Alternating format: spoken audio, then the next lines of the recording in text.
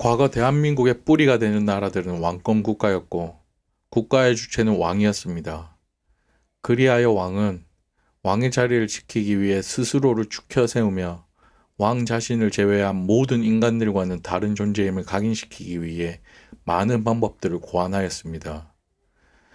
그렇게 만들어진 많은 방법들 중 여러분들에게 익숙하신 제도가 아마 혈통, 세습, 신분제 정도일 것입니다.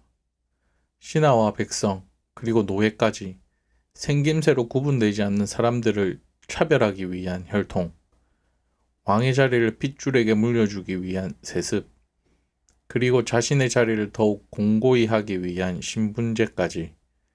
이것은 우리나라뿐만 아니라 전 세계의 모든 왕권 국가들도 마찬가지였을 것입니다. 결국 왕권을 견고하게 지켜내고자 하는 목적으로 만들어진 제도들이었습니다.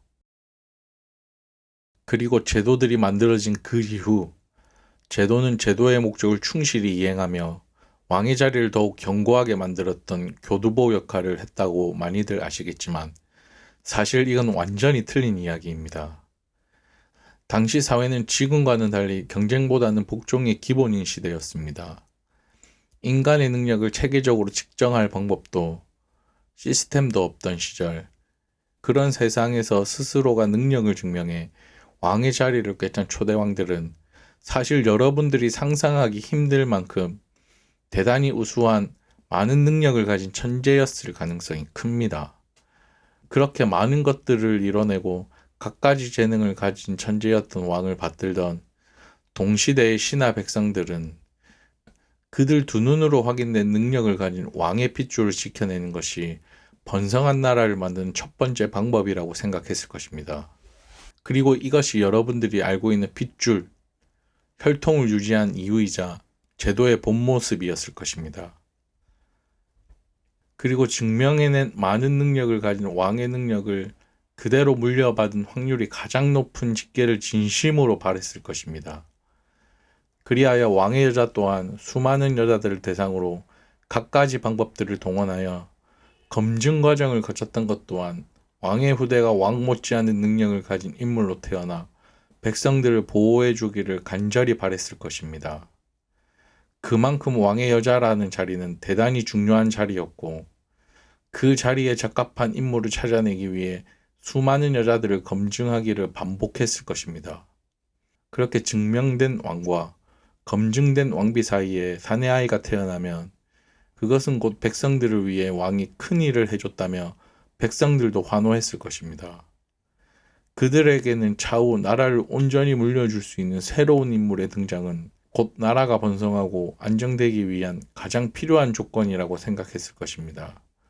그리고 왕의 후대가 왕의 재능을 물려받은 하늘에서 내린 인재이기를 바랬던 이유도 결국 왕의 능력이 자신의 행복한 삶의 가장 절대적인 조건이라 백성들 스스로가 인식하고 있었기 때문입니다.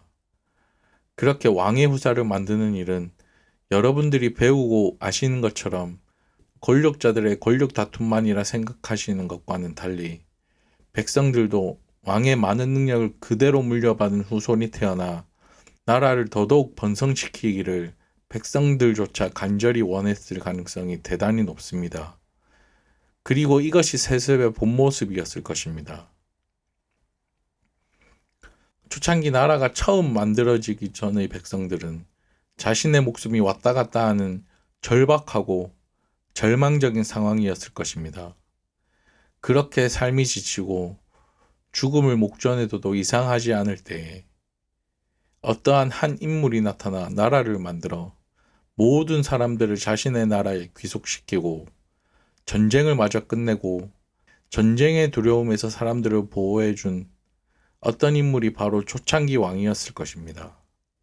사람들에게는 왕의 존재가 자신들을 전쟁의 공포에서 살려준 유일한 한 줄기 빛이었고 그의 보호 아래서는 몸서리치게 두려웠던 전쟁의 공포가 없었을 것입니다.